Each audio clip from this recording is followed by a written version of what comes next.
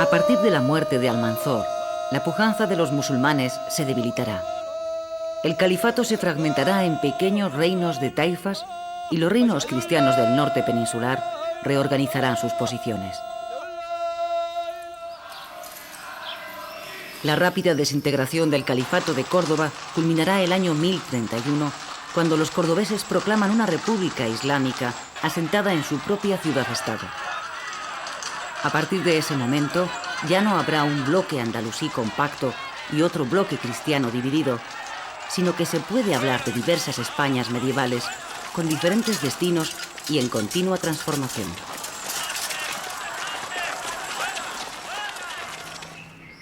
Sin embargo, el desenlace de esta larga partida aún tardará en llegar. Musulmanes y cristianos continuarán enfrentados de manera intermitente por el poder y el territorio.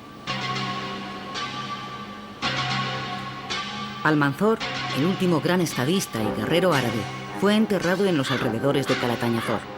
Su gobierno dictatorial puede considerarse como una de las causas que motivaron la guerra civil entre los musulmanes durante los años 1009 y 1031. En aquella época se produjeron conflictos étnicos y sociales provocados por el ascenso social, militar y económico de los mercenarios bereberes y de las tropas eslavas.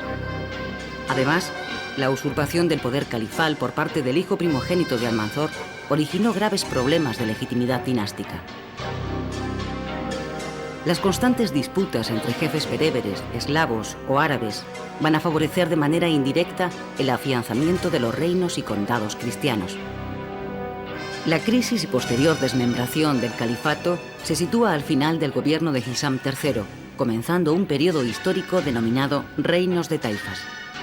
En menos de 2 años, los musulmanes pasaron de ser árbitros en las disputas con los reinos cristianos a solicitar su apoyo para resolver sus propias luchas internas. El Al-Ándalus del siglo XI estaba gobernado por dinastías de triple procedencia, hispano-musulmana, bereber y eslava, lo que supuso que el Islam andalusí llegara a contar con casi 30 unidades autónomas diferentes.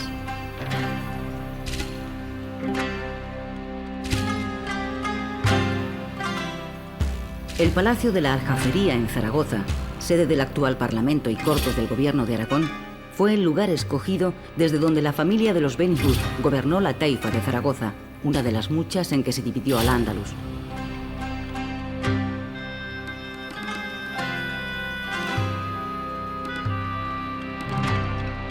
Junto a la Taifa de Zaragoza, la de Badajoz y Toledo conformaron aquella difusa línea fronteriza que separaba a los cristianos de los musulmanes.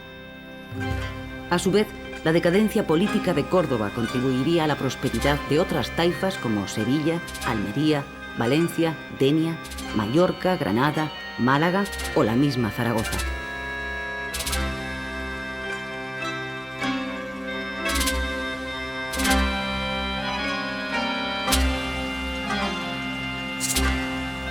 Rivalidades tribales, familiares o simples intereses coyunturales explican la facilidad con que los distintos reinos musulmanes se separan o se unen en este tiempo, pero continuando sus luchas o pactos con los cristianos.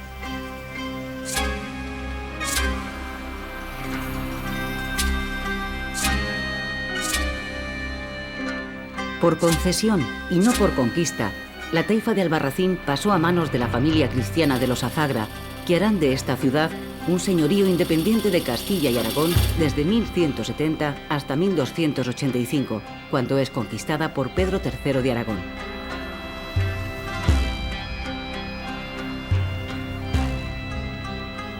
Se trata sin duda de una época de debilidad política y militar, pero paradójicamente de un cierto esplendor económico y cultural en el mundo musulmán. Algo parecido ocurrirá 6 siglos después, en la época de la decadencia del Imperio español y el esplendor cultural del Siglo de Oro. En la descripción de España por el Anónimo de Almería, siglo XII, se habla de la fertilidad de las tierras en Zaragoza. Entre cosas extraordinarias que allí acontecen, no se echa a perder nada, ni las frutas ni el trigo. He visto trigo de más de 100 años y uvas colgadas desde hacía 6 años. Es tal la abundancia de cereales, vinos y frutas porque no hay en toda la tierra habitada país más fértil.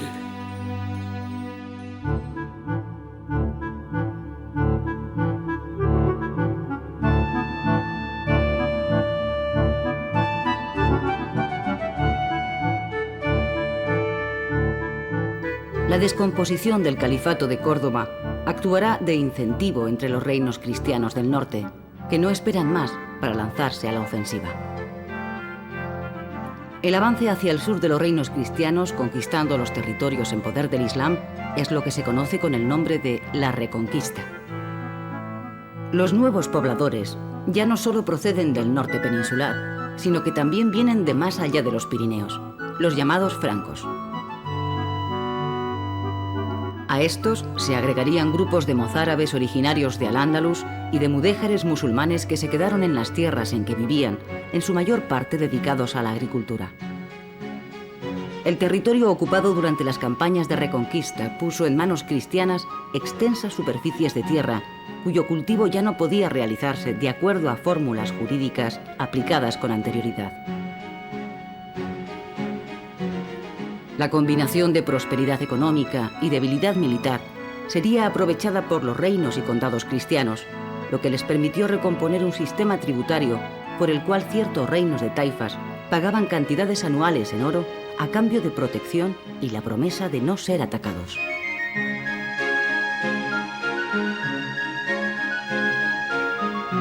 Este sistema que tanto oro proporcionaría a los cristianos se denominó régimen de parias o tributos, lo que supuso la conversión de la España cristiana en un centro de prosperidad financiera dentro del marco europeo occidental.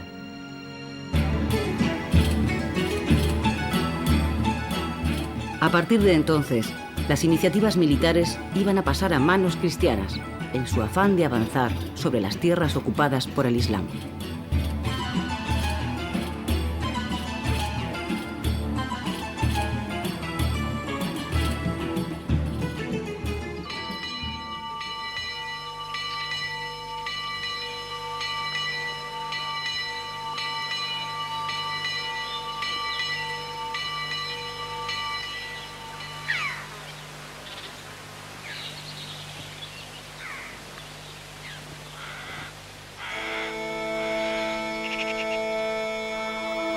El románico es el estilo predominante en la Europa cristiana occidental en los siglos XI, XII y parte del XIII, que llega hasta Polonia, Noruega y Suecia.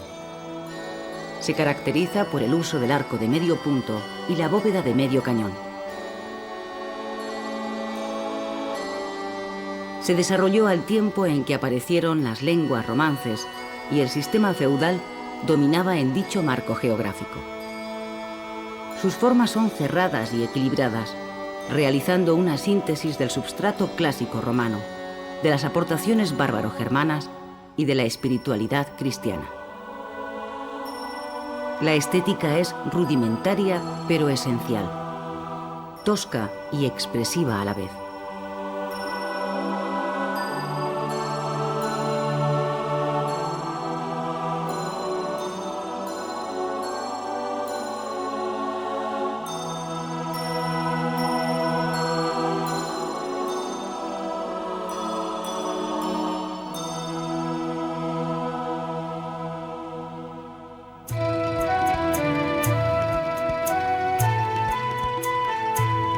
Por otra parte, los musulmanes que se quedaron en las tierras conquistadas por los cristianos recibieron el nombre de mudéjares y a partir de finales del siglo XV, moriscos.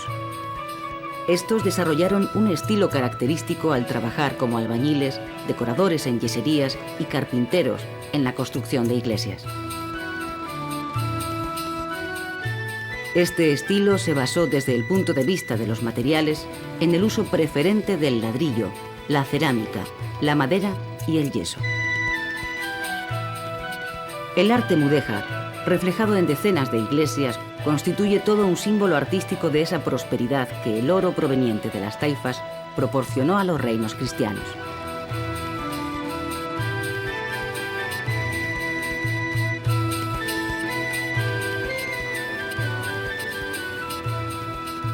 Los mudéjares han dejado una huella importante en el arte, sobre todo en el llamado románico de ladrillo, que a partir del siglo XII se transformará en gótico de ladrillo.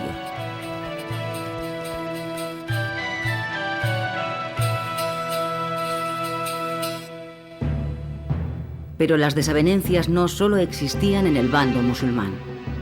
Desde el momento de la invasión árabe, los territorios cristianos se debatieron entre una fragmentación de tipo cantonalista y algunos intentos aglutinadores. ¿Cuánto hubiera durado realmente la reconquista de haber existido por parte de los reinos cristianos un empeño unitario y decidido?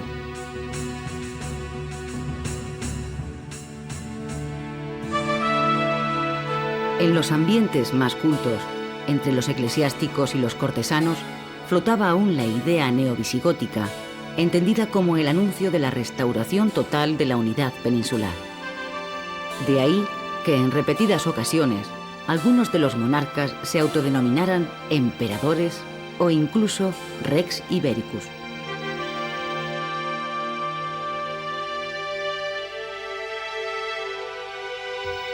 Mientras tanto, las nuevas corrientes culturales penetran por el Camino de Santiago a través de los monjes cluniacenses. Los monjes de Cluny fueron los primeros en traspasar la frontera natural de los Pirineos, fundando un primer monasterio en los primeros años del siglo XI. No obstante, fueron los mozárabes los que promovieron el culto al apóstol, impulsando las primeras peregrinaciones al sepulcro y convirtiendo el camino en la vía cristiana más importante de intercambio cultural. San Miguel de la Escalada, a pocos kilómetros de León, es una iglesia mozárabe fundada por el rey Alfonso III el Magno.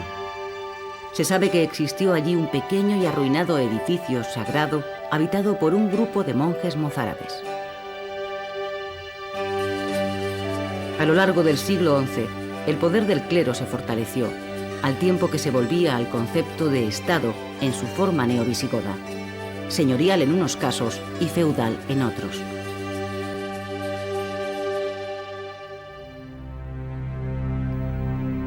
Por su especial situación estratégica, el área del Valle del Ebro fue siempre una zona de constantes enfrentamientos entre Castilla, Navarra y Aragón. Entre los años 1054 y 1076, el reino de Pamplona asistirá a una crisis del poder monárquico que culminará con el asesinato de Sancho IV, hecho que fue aprovechado por los reyes vecinos, que eran a su vez parientes, para invadir el reino. Nájera fue la capital del reino de Pamplona durante los siglos X y XI. Los sucesivos reyes del reino de Pamplona, con posterioridad se llamarían de Navarra, no solo tendrán que participar en las luchas con los otros reinos cristianos para mantener su independencia, sino que además tendrán que combatir por mantener la corona frente a nobles y parientes. Una vez más, el interés personal y el ansia de construir de modo rápido un sólido patrimonio familiar primará sobre la idea de reino e incluso de fidelidad vasallática.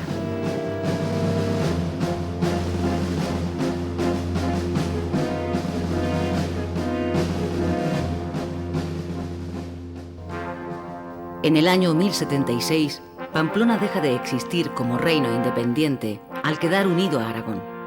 No volverá a tener la consideración de reino hasta el año 1134, ya como reino de Navarra.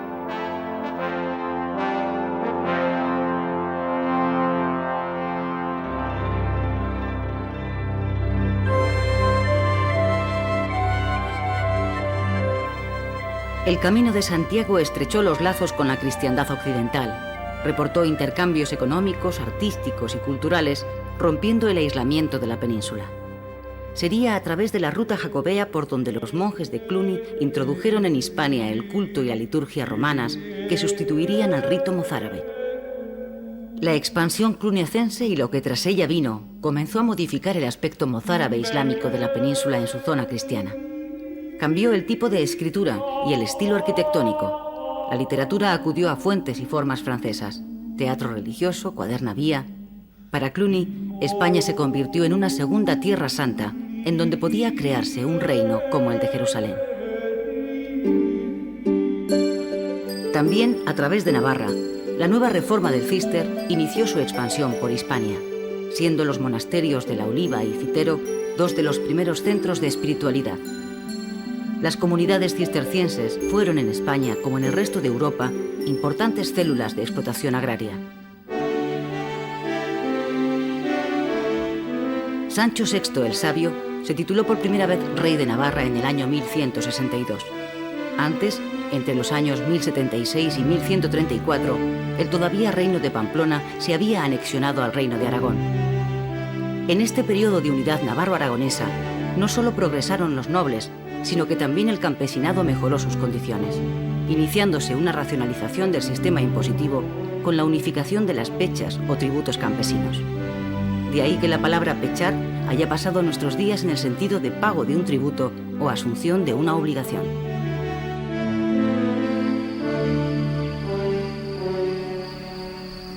El Camino de Santiago atrajo nuevos pobladores, conocidos como francos.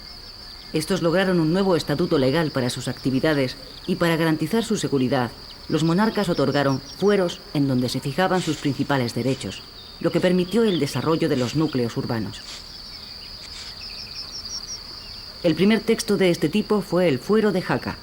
Luego se copiaron los fueros de Estella y Pamplona.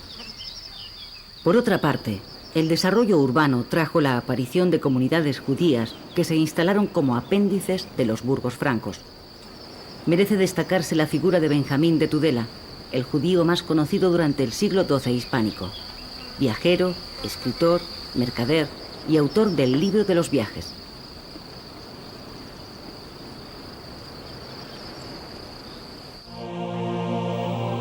A finales del siglo VIII, el Beato de Liébana menciona por primera vez la teoría de la evangelización de Hispania por el apóstol Santiago.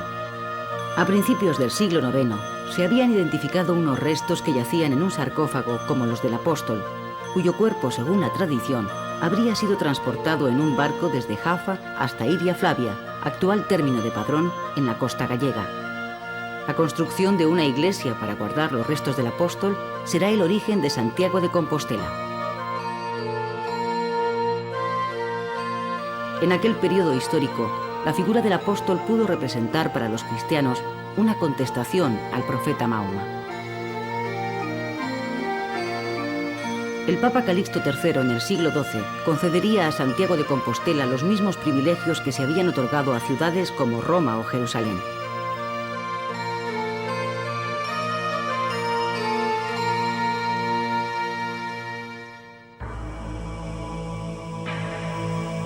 La sociedad medieval occidental se distribuye en torno a una división tripartita piramidal.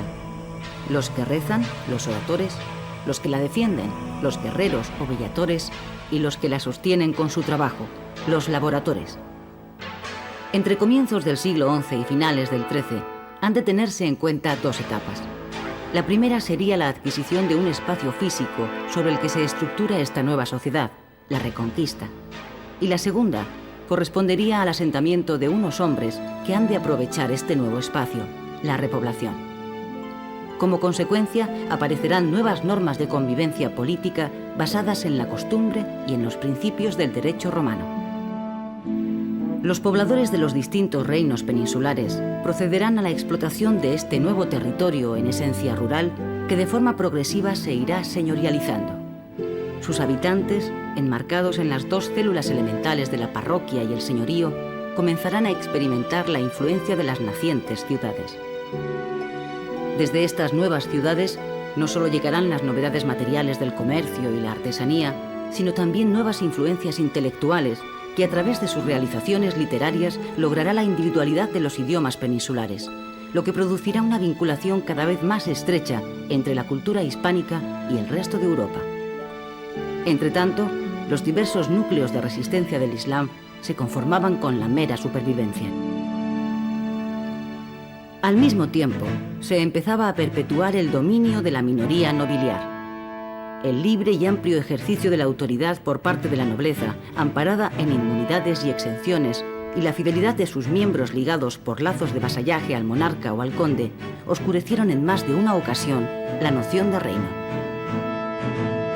La Iglesia verá fortalecida su posición doctrinal, consolidándose su jerarquía a través de la creación de obispados y parroquias. Sería la Iglesia debido a las circunstancias socioeconómicas de la época, quien monopolizó la cultura, por ser la única institución capaz de ello.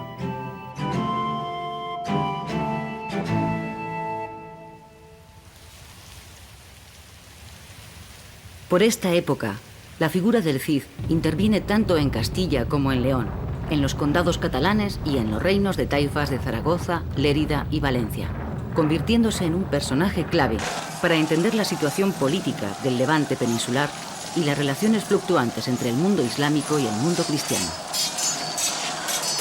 La ayuda que prestó el Cid al rey musulmán de la taifa de Zaragoza supuso la derrota de los aragoneses en Tamarite.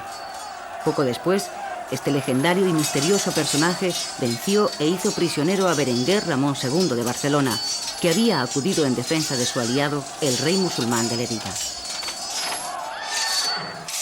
Los continuos bandazos del Cid, aliado tanto a los reinos de taifas como a los reyes cristianos, no empañaron sus hazañas militares. Nos preguntamos cómo habría que considerarle. ¿Un héroe épico? ¿Un mercenario? ¿Un hombre de frontera?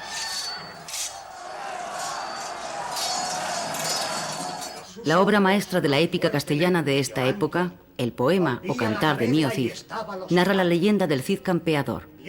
Se trata del más antiguo cantar de gesta castellano de todos los que se conservan.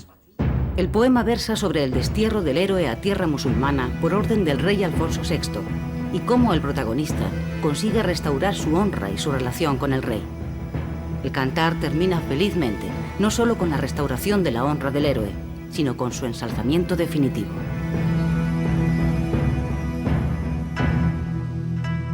El ciego sol se estrella en las duras aristas de las armas, llaga de luz los petos y espaldaras y flamea en las puntas de las lanzas. El ciego sol, la sed y la fatiga, por la terrible estepa castellana, al destierro con 12 de los suyos, polvo, sudor y hierro, el Cid cabalga.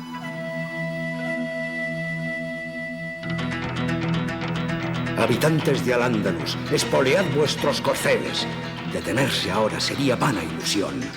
Los vestidos suelen rasgarse por los bordes, pero Hispania empezó a desgarrarse por el centro.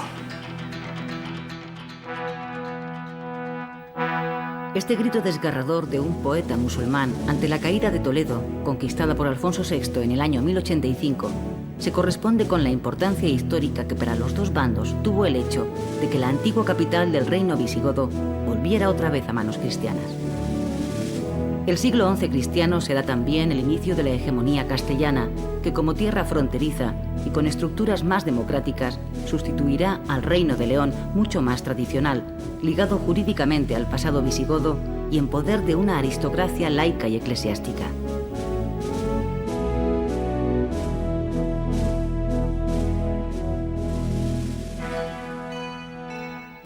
La fragmentación de Al-Ándalus había coincidido con la nueva unión del Condado de Castilla con el Reino de León por Fernando I, padre de Alfonso VI, el cual aglutinó una gran fuerza militar y política suficiente para derrotar a los ya divididos reinos de taifas. Este rey, Fernando I, se había casado con una hermana de Bermudo III de León, que a la muerte de este hizo valer los derechos sucesorios de su mujer al trono, proclamándose también rey de León y Galicia, siendo ungido como tal en la iglesia de Santa María de León. La Basílica de San Isidoro de León se levanta en un lugar donde antes se alzaban otras iglesias. La última de ellas fue edificada por Fernando I para albergar las reliquias de San Isidoro de Sevilla. Su interior aún respira aquel ambiente medieval. La penumbra, la solidez de los pilares y las tallas transportan al visitante a un mundo casi olvidado.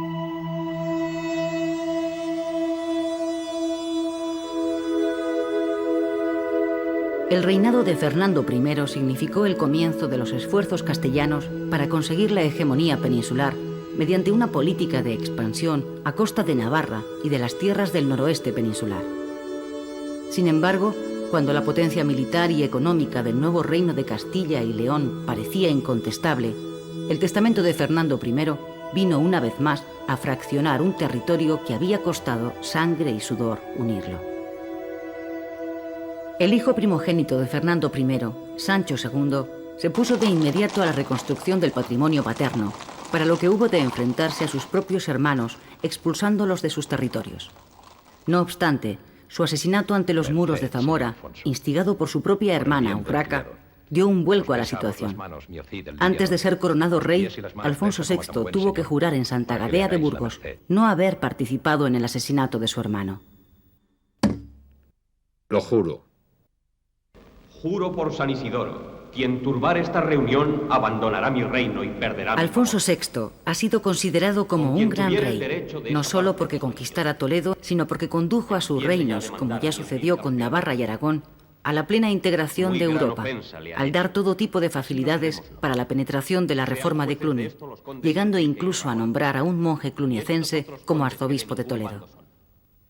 Dentro de esta línea está el fomento de la peregrinación a Santiago, suprimiendo portazgos y facilitando los trabajos de reconstrucción de puentes del eremita Domingo de Calzada. Los reyes de Taifas rindieron su homenaje a Alfonso VI, lo que aprovecharía este monarca para investirse señor de las gentes de dos religiones o emperador de toda Hispania, renovándose así el título imperial que se atribuían los reyes leoneses.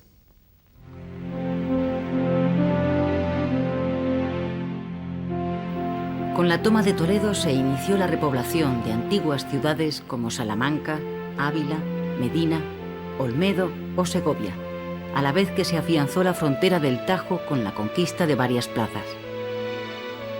En aquella época, de nada servía una victoria militar si no iba acompañada de una repoblación que asegurara las tierras conquistadas.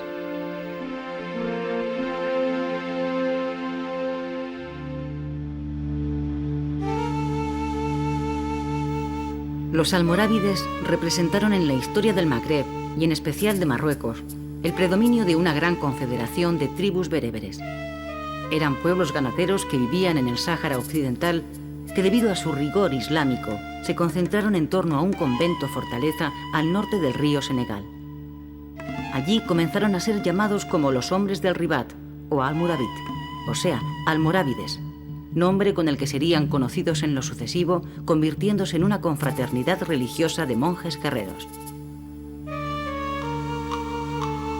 Estos monjes guerreros, antepasados de los actuales tuaregs, avanzaron por el Sáhara y conquistaron Marruecos. Más tarde, esta confederación almorávide formaría el primer imperio marroquí andalusí con sede en Marrakech, ciudad fundada en el año 1070. La renovación espiritual y militar de Marruecos no pasó desapercibida al entonces fragmentado Al-Ándalus. De pronto se convirtieron en la ayuda que necesitaban los reinos de Taifas para frenar el avance cristiano. En las memorias de Abd Alá, último rey de la dinastía Zirí de Granada, se lee: Era la época en que el rey cristiano, tras tomar Toledo, se lanzaba sobre toda la península y después de haber dicho que se daba por contento con que le pagáramos tributo, nos trataba con poca benignidad. Lo que quería era apoderarse de nuestras capitales, pero lo mismo que había dominado Toledo por la progresiva debilidad de su soberano, así pretendía hacer con los demás territorios. Los almorávides y sus aliados peninsulares derrotaron en el año 1086 a Alfonso VI en Sagrajas, tan solo un año después de la caída de Toledo.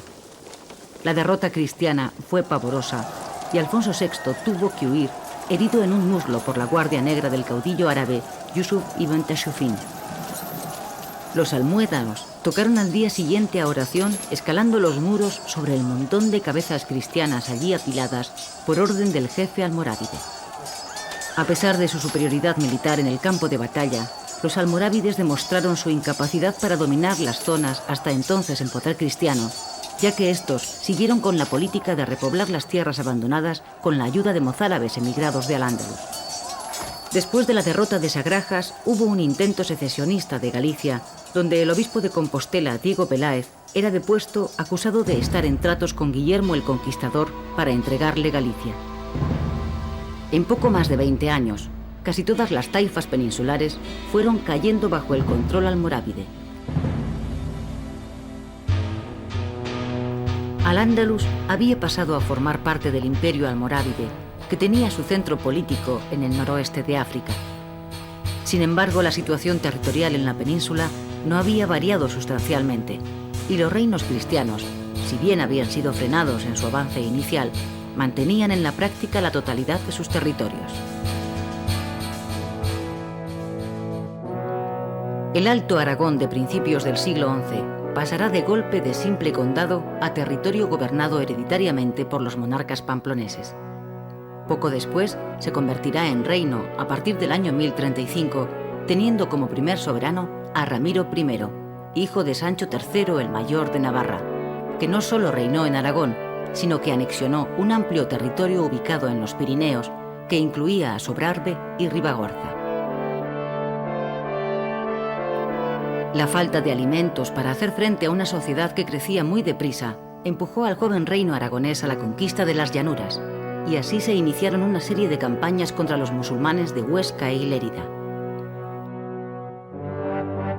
La fundación de la ciudad de Jaca otorgó al reino de Aragón su primera capital, y en el monasterio de San Juan de la Peña se estableció el panteón real de la nueva dinastía.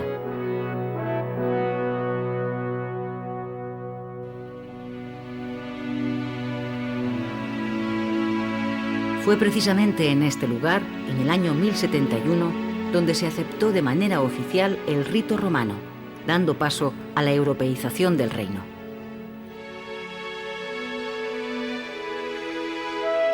Solo 5 años después, Sancho Ramírez se convirtió en rey de Pamplona a causa del asesinato de su primo Sancho IV, el de Peñalén, uniéndose a causa de este suceso los reinos de Pamplona y Aragón.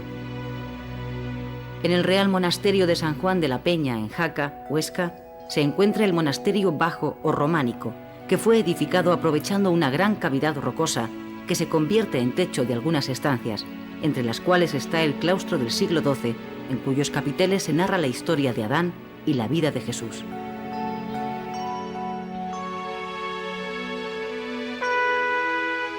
El rey más importante de este periodo sería Alfonso I el Batallador. Enterrado en un principio en este castillo abadía de Montearagón, sus restos luego reposaron en San Pedro el Viejo, frente a su hermano y sucesor, Ramiro II. Alfonso I fue un monarca educado para la guerra, que vivía en permanente cruzada. Su carácter misógino hizo que fracasara enseguida su matrimonio con Urraca de Castilla, hija de Alfonso VI. En su avance hacia el sur, conquistaría Zaragoza en el año 1118, que se convirtió a partir de entonces en la nueva capital de Aragón, con sede en el Palacio de la Aljafería, en donde fijaron los reyes su residencia.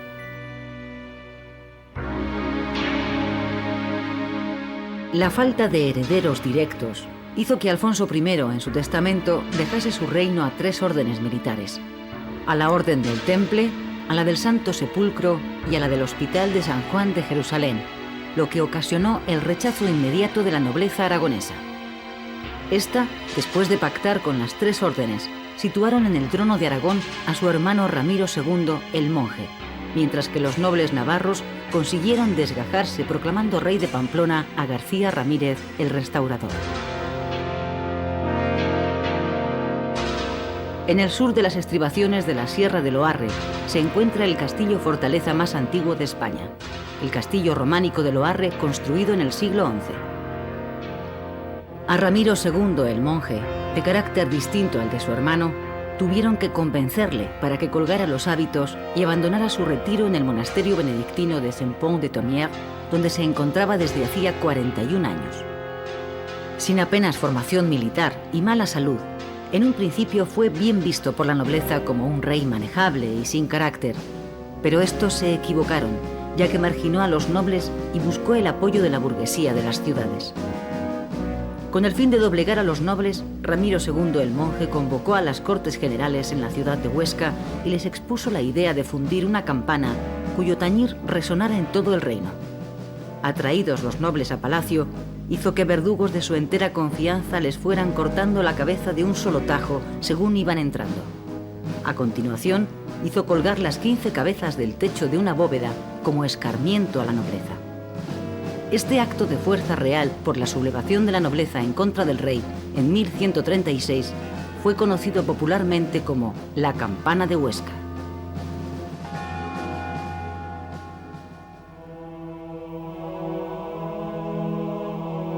Ramiro II el monje pronto cedió la gobernación de su reino a su yerno Ramón Berenguer IV, retirándose de nuevo a la vida conventual al monasterio de San Pedro el Viejo, donde murió y está enterrado en la capilla de San Bartolomé de este monasterio.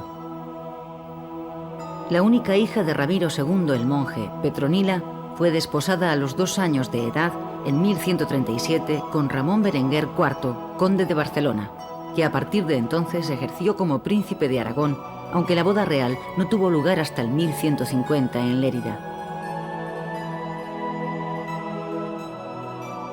Los descendientes del conde de Barcelona, a partir de entonces, ostentarían el título real de Aragón, compartiendo los títulos de reyes y condes. El primero les proporcionaba la soberanía plena, mientras que el segundo les situaba al frente de la pirámide feudal catalana, aún dependiente, en teoría, de la monarquía francesa.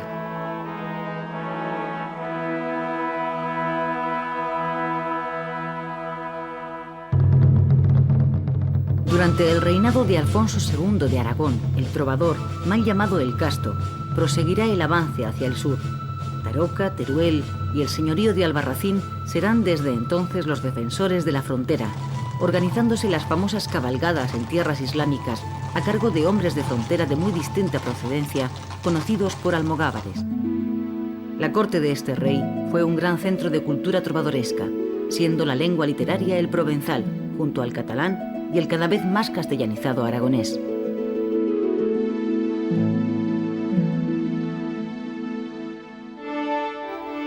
Durante el gobierno del conde de Barcelona, Ramón Berenguer I, se inició una restauración paulatina de los poderes públicos, tan debilitados por la implantación del feudalismo. El enriquecimiento del conde de Barcelona, merced a los tributos cobrados a los musulmanes, le van a colocar en la cúspide de la pirámide feudal. Es durante esta época cuando se gestó un nuevo y verdadero estado feudal, fruto del cual sería la redacción de los primeros usachos, usos de Barcelona, que durante el resto de la Edad Media serían la base de la nueva legislación de Cataluña que sustituiría a las antiguas leyes visigóticas. Por otra parte, la Casa Condal de Barcelona llevó a la vez una hábil política matrimonial y de adquisiciones por compra y enfeudaciones, dar un territorio en feudo, que le permitió controlar varios condados, señoríos y vizcondados en el sur de Francia, Occitania, como Carcassona y Racés.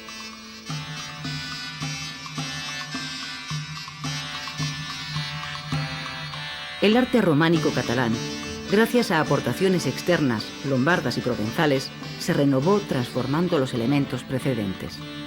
El conjunto de monumentos conservados en Cataluña manifiesta la intensa actividad constructiva durante esta época. Desde finales del siglo XI, los bloques de piedra son más grandes y las paredes se levantan con piedras de talla pulimentadas por artesanos.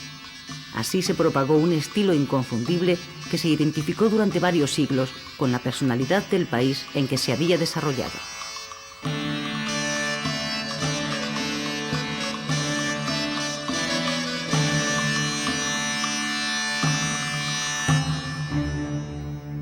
Pero igual que estaba sucediendo en el resto de los territorios peninsulares, los condes de Barcelona no escaparon a las luchas fratricidas entre miembros de una misma familia. Así, durante el gobierno compartido entre los hermanos Berenguer Ramón II y Ramón Berenguer II, el primero conspiró para que asesinaran a su hermano Ramón Berenguer II, conocido como Cap d'Estoppes, cabeza de estopa, por su pelo rojizo. Con el nuevo gobierno del conde Ramón Berenguer III, se inicia el verdadero despegue de lo que más tarde será Cataluña a lo largo de los siglos XII y XIII. El condado de Barcelona será el principal dentro de una amplia área que tiene a los Pirineos como eje vertebrador. Poco a poco dicho conde irá incorporando a su patrimonio los condados de Besalú, Cerdaña, al tiempo que se restaurará la sede metropolitana de Tarragona. Ramón Berenguer III, aliado con los pisanos, se lanzó a la conquista de Mallorca, que luego no pudo mantenerse. Serían precisamente los pisanos los que llamaron a Ramón Berenguer III Princeps y Dux Catalaunicus, apareciendo así por primera vez el nombre de Cataluña.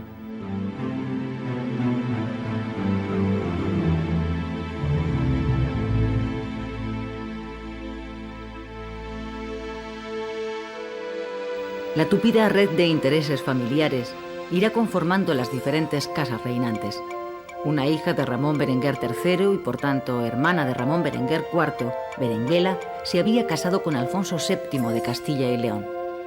Esta relación de hermanos políticos hizo posible el acuerdo sobre el reparto de los territorios conquistados a los musulmanes de Al-Ándalus, que se plasmó en el Tratado de Tudillén, que incluía la repartición del Reino de Navarra entre Aragón y Castilla. Este tratado se firmó en la localidad navarra de Fitero en 1151 entre Alfonso VII, rey de Castilla y León, y Ramón Berenguer IV, príncipe de Aragón y conde de Barcelona.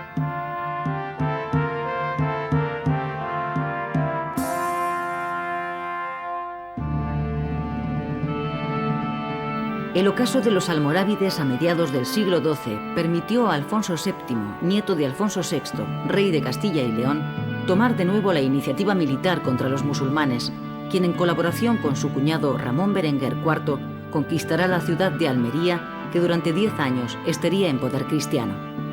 Alfonso VII recuperó la vieja idea imperial de la tradición visigótica.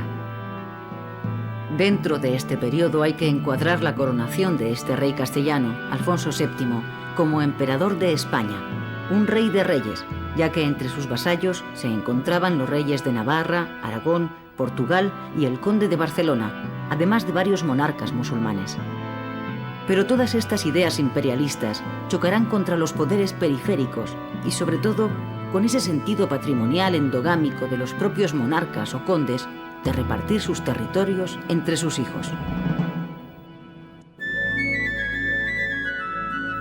Una consecuencia inesperada en esta época es la consolidación de Portugal como reino independiente. Los matrimonios de las hijas de Alfonso VI con nobles borgoñones, emparentados a su vez con el abad Hugo de Cluny, permitió que la infanta Teresa, casada con Enrique de Borgoña, recibiera un territorio situado al sur del río Miño, el condado de Portugal, que tenía como centro vertebrador el Porto Calem, hoy Oporto. Desde el primer momento surgieron las aspiraciones independentistas que no se lograron consolidar hasta que el hijo de Teresa y Enrique de Borgoña, Alfonso I Enríquez, se proclamó rey de Portugal en 1139, gracias al apoyo de un papado con clara influencia cluniacense, prosiguiendo el avance sobre los territorios musulmanes hasta configurar lo que acabaría siendo Portugal. Castilla no tuvo más remedio que aceptar el hecho consumado de la separación del reino portugués, reconociendo a Alfonso I Enríquez como soberano de Portugal en 1143, aunque con las obligaciones propias de vasallaje hacia su primo hermano, Alfonso VII.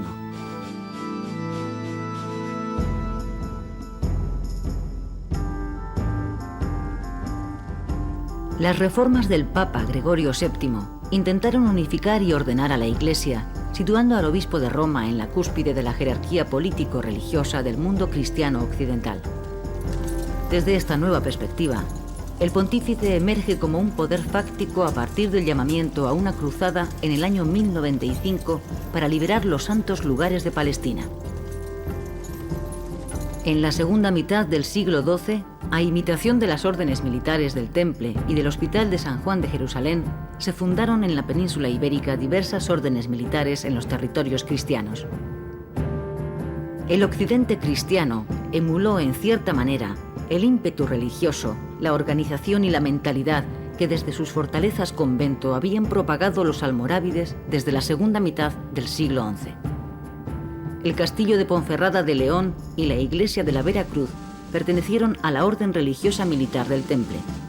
Se ha hallado una semejanza entre esta iglesia segoviana y la mezquita de Omar en Jerusalén, confundida por los cruzados como el Templo de Salomón.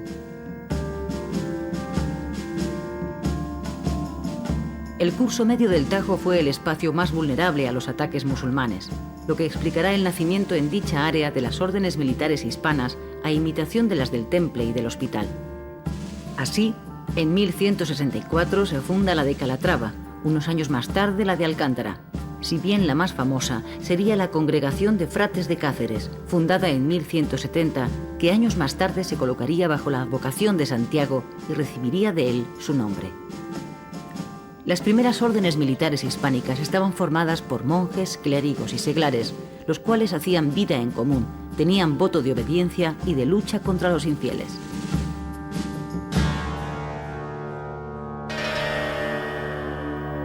En el año 1122, un grupo bereber del Atlas había comenzado la rebelión contra los almorávides, extendiéndose en poco tiempo hacia el norte del Magreb.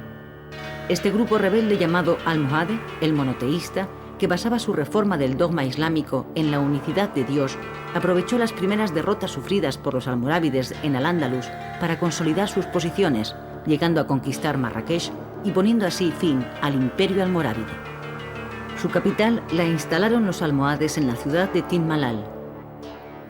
El ocaso de los almorávides no se produjo de manera exclusiva por factores externos, sino que su implantación en Al-Ándalus tuvo un carácter militar, y el fanatismo religioso del que hicieron gala contribuyó a desintegrar aún más esta sociedad tan heterogénea.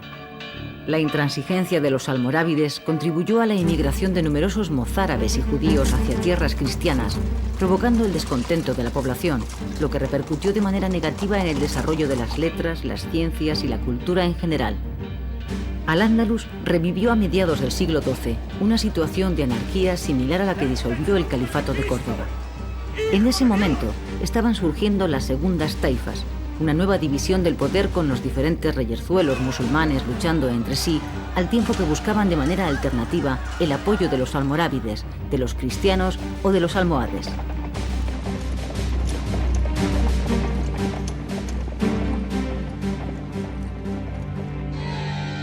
El gran triunfo almohade sobre los cristianos fue la batalla de Alarcos en el año 1195, en la que fue derrotado Alfonso VIII de Castilla, justo en estas ruinas que hoy constituyen un conjunto arqueológico de indudable valor. Antes, Sevilla se había convertido en la capital de este nuevo imperio, como Granada lo había sido durante el apogeo almorávide. Aunque hubo fuertes resistencias a su expansión, como lo demuestra el llamado Rey Lobo de Murcia, el cual, apoyado por los cristianos, logró mantenerse al frente de sus dominios en el Levante hasta su muerte. El arte almohade tiene su mejor expresión en la ciudad de Sevilla, ciudad que embellecieron con edificios como la Torre del Oro, la Giralda o el Alcázar, hoy Reales Alcázares. La Giralda no es otra cosa que el alminar de la antigua mezquita mayor de Sevilla, edificada en su día en el mismo lugar en donde se encuentra hoy la catedral. La parte superior de la Giralda y sus balcones adornados de columnas fueron añadidos siglos más tarde, durante el Renacimiento. Desde un punto de vista cultural, el dominio de los almohades supuso el reencuentro con la filosofía y ciencias orientales al reconocerse la supremacía de Bagdad. La época de dominación almohade puede considerarse en Al-Ándalus un periodo de progreso cultural. Si durante la etapa almorávide merece destacarse la figura de Abenpace, filósofo nacido en Zaragoza, que luego viviría en Sevilla y Granada, durante la época almohade serían Averroes y Maimónides las figuras más significativas. Averroes fue uno de los grandes pensadores que dio Al-Ándalus. Médico, filósofo y jurista cordobés, profundizó en la filosofía griega y en el pensamiento de Aristóteles. Sería a través de Averroes por donde llegó la filosofía aristotélica hasta las universidades de Europa. Al final de su vida, algunas de sus teorías filosóficas le llevaron a sufrir las consecuencias del integrismo almohade, por lo que tuvo que abandonar Córdoba para refugiarse en la localidad de Lucena. Por su parte, Maimónides está considerado como la figura capital del judaísmo en la Edad Media por su capacidad sintética y su claridad de exposición. Huyó de la persecución almohade y vivió en Fez, Egipto y Palestina. Lo mejor de su obra es la Guía de Descarriados, escrita en árabe, traducida al hebreo y a diversas lenguas europeas. Para los cristianos, el avance almohade, como antes la invasión almorávide, supuso una nueva guerra santa, a la que respondieron uniéndose frente al enemigo común, Alfonso VIII, Pedro el Católico y Sancho VII el Fuerte. Escarmentados por la derrota de Alarcos y gracias a la labor del arzobispo de Toledo, Rodrigo Jiménez de Rada, se organizó una gran cruzada, bendecida por el Papa, que sirvió para reunificar los ejércitos de Castilla, Aragón y Navarra. En el marco de Sierra Morena y en un paraje destinado a protagonizar grandes acontecimientos de la historia, tuvo lugar en el año 1212 la batalla de las Navas de Tolosa. Después de esta derrota, el ejército musulmán quedó prácticamente aniquilado y el poder almohade de la península entró en su decadencia final. Esta victoria dejaría al reino de Castilla las puertas abiertas del Valle del Guadalquivir y la hegemonía militar volvería otra vez al bando cristiano. En la batalla de las Navas hubo un momento de serio riesgo en el que el rey Alfonso VIII temió por la victoria y por su vida. El arzobispo don Rodrigo, que luchaba junto a él, narró luego sus hazañas. Señor, si a morir fuere, todos irán con busco a paraíso. Señor, si a Dios place eso, corónanos bien de victoria. Pero al final, el ejército almohade al mando de Jacob el Nasir, el Miramamolín de las crónicas cristianas, cayó derrotado.